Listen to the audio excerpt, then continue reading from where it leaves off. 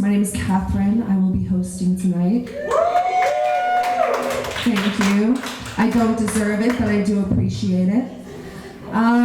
So I've been in the service industry for 10 years. I know. And I at least hope you look at me and you're like, oh, she couldn't have been in there for 10 years, a decade. And if you don't think that, then yikes. I really have been in there too long. But like any sorry person with 2 degrees knows, sometimes serving is the best money you get. And so that's what I do. And I've met some really interesting people along the way. It's almost like I fucking attract crazies. And I get it from my mom, I really do. And I didn't know this until later. She pointed it out to me. We were somewhere random and she's like, I just don't understand, these strange people just come up to me. And my mom is the sweetest person. And so she'll never say no to conversation. And I learned that as well. And so if someone has a story, I am here to listen. And I inherited that from her. I get the fucking crazies. And I'm gonna tell you about at least one crazy tonight. We'll see what we have time for. But this woman was from Sturgis, South Dakota, which is a really neat place. But everyone in this town called her Crazy Carol. Like, I worked at one job and they're like, yeah, you heard of Crazy Carol? And I worked at another job and they're like, this bitch Crazy Carol came in. Everyone in this town knew her as Crazy Carol. And I was working at the animal shelter. I started working there at 12, volunteering, and eventually they started paying me to pick up dog shit when I was about 16. It was nice. It was better than picking up dog shit for free, I guess. And I'd heard about Crazy Carol. I'd heard a lot about this woman, but I never actually crossed paths with her until I was in the local Pomaida one day. And I don't think Pomaidas even actually exist anymore. I think they're gone. They left with the 2008 recession. But I was in Pomaida, and I was getting supplies, dog food, whatever animal shelters need. And I see this woman out of the corner of my eye, and I don't think anything of it. I'm 16, I don't know shit.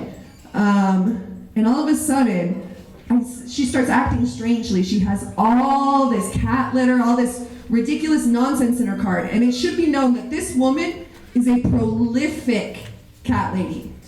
Like, y'all heard of cat ladies? This lady is a cat lady. It's almost impressive. Like, I almost admire it. One of my sick obsessions in life is watching Hoarders. And I almost wanted to walk in her house just because I knew that would be like a motherfucking episode of Hoarders. But anyways, so 16-year-old me is driving my little cart. I'm getting all of my food and things for the little poor homeless animals. And Crazy Carol rolls up, and this woman is not young. I don't know how old she is, but she's not young. But this motherfucker is spry.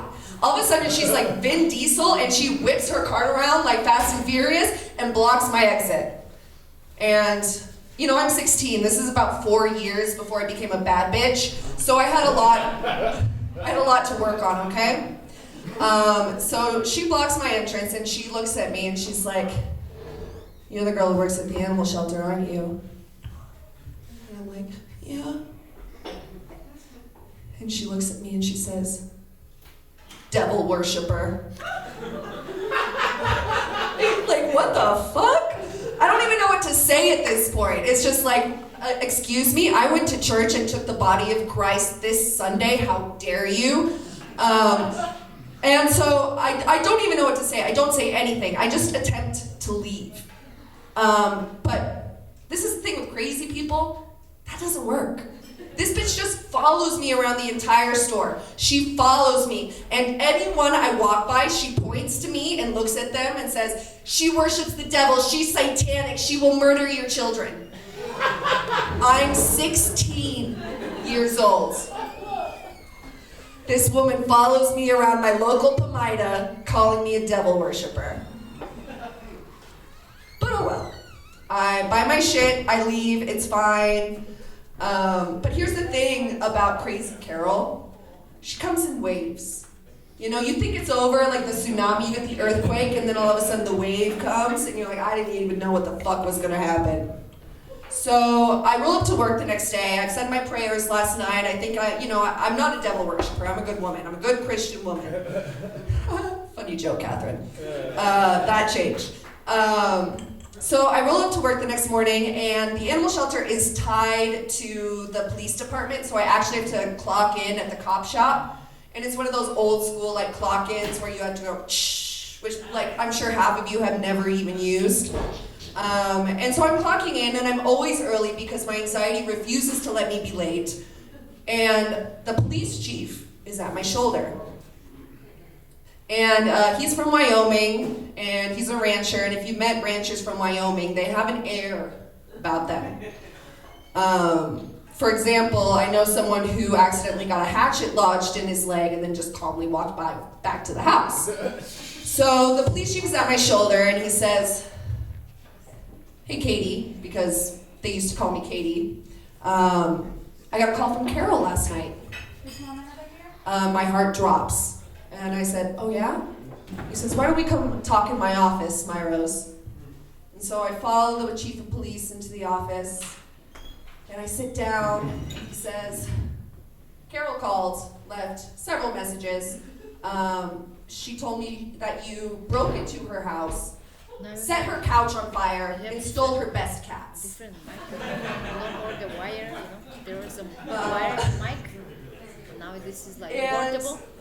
And like, you don't have to believe me, but I'm telling you honestly, I did not steal her best cats. I didn't even steal her worst cats or like her saddest cats. I didn't steal any cats. And luckily the police chief knew that this motherfucker was crazy and laughed it off. And again, like I said, it comes in waves. So that same day, I get a call from a concerned citizen who has witnessed Carol driving her bike. Again, I don't know how old this woman is. She looks too old to be riding a motherfucking bike, but she's booking it apparently. And she's got a huge black garbage bag in her basket and a shovel. A shovel. She's biking, and I'm getting a call now because she has returned from her excursion sans black garbage bag plus very dirty shovel.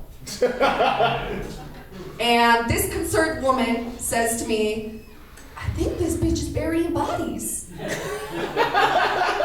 I'm like, maybe. I'm 16, I have no fucking authority.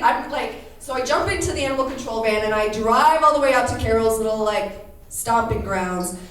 And I slow down in front of her trailer.